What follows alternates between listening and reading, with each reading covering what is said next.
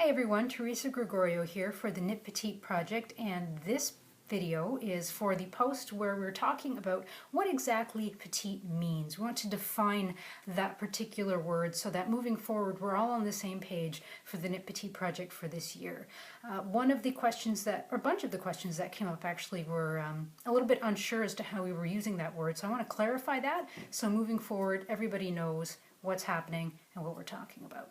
So collectively we've decided with the results that you've given me from the survey, from some research I've already done, we're going to define for the Knit Petite project petite as meaning any woman who is 5'4" tall, which is 1.62 meters, or shorter, or who has vertical body measurements which align to a shorter length than is served by the established sizing systems.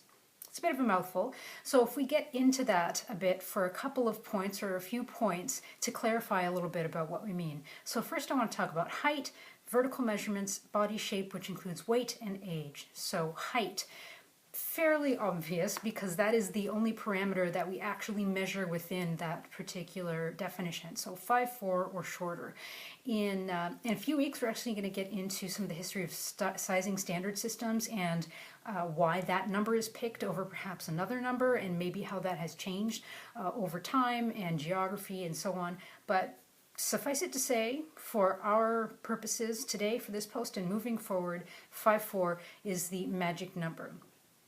There's a caveat to that though. So if we talk about vertical measurements, that was another part of the definition. So that was the second part, saying who has vertical body measurements which align to a shorter length than is served by established sizing systems. So you might be taller than 5'4", but you may also have parts of your body that are shorter than the sizing standard system believes that it is.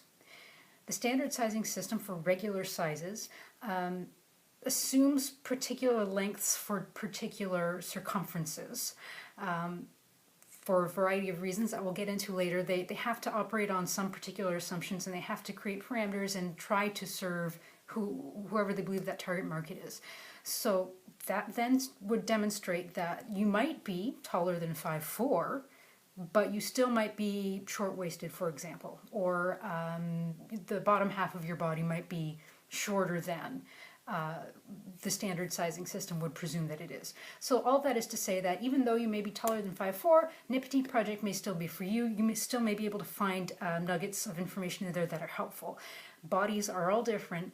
It's hard to come up with absolute rules for things, but I wanted to open that up so that people know that this is actually, you can have body parts that are shorter than regular sizing presumes it are and yet still be taller than 5'4". So the last couple of things I want to clarify are to do with body shapes, including weight and age. Now, weight is a big one. People several times mentioned they're a little concerned because the word petite, at least in the English language, is very much connected. It's got a bunch of different definitions, but when you say it, a lot of the time I think people conjure this image of smallness that includes slim body types and not just height. For our purposes, moving forward, petite is going to include all body weights in total, from slim to plus. In fact, there are some stats which you can check on the post, which I'll link to in the description below. Some stats that say, at least for American women, something like 43% of American women are petite, and that is 5'4" and shorter. And there are stats that then also say that the majority of women in America are size 14 to 34. So that Venn diagram of those two particular stats, I'm sure they line up, and there is an awful lot of petite women who are plus size. So I just want to underline and clarify the fact that there are plus size petite women. So this is for the whole range. We aren't going to focus just on slimness with petite.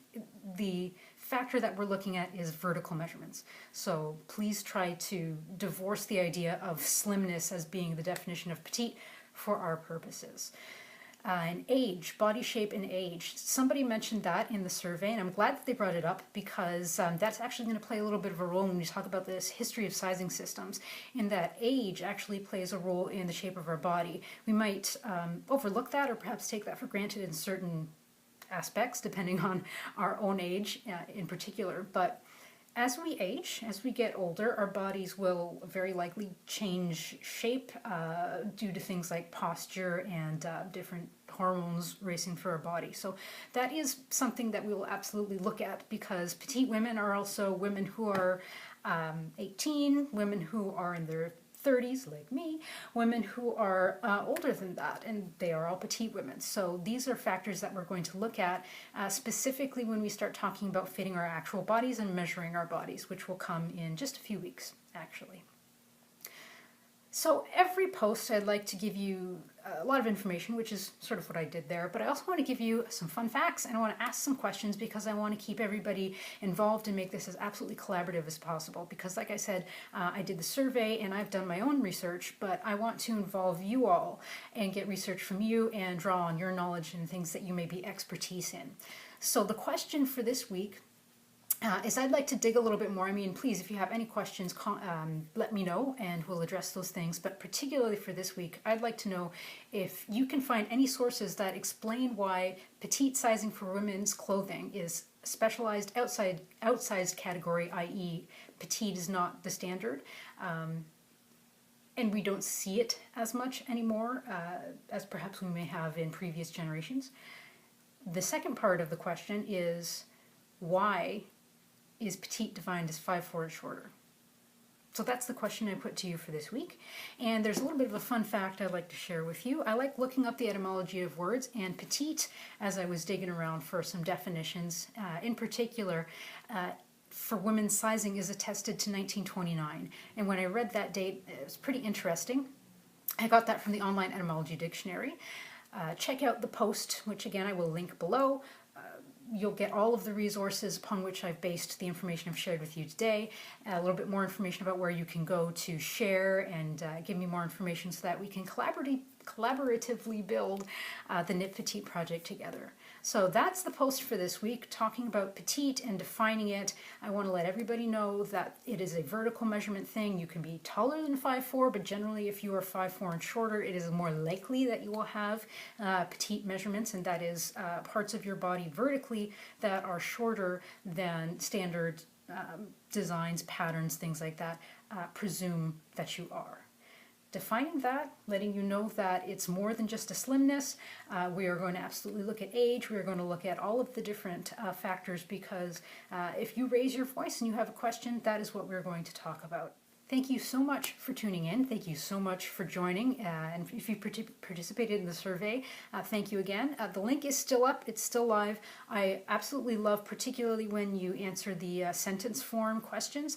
That gives me a lot more information to draw on when I'm researching for these posts. So please continue to participate in that. Please answer that question I asked about the sources that you can find that explain why petite size for women's clothing is a specialized outsized category, and why petite is defined as 5'4" and shorter. That's the question for the week. I'm looking forward to talking to you guys next week and all the other weeks, and I hope you have enjoyed this video. Thank you so much. Bye.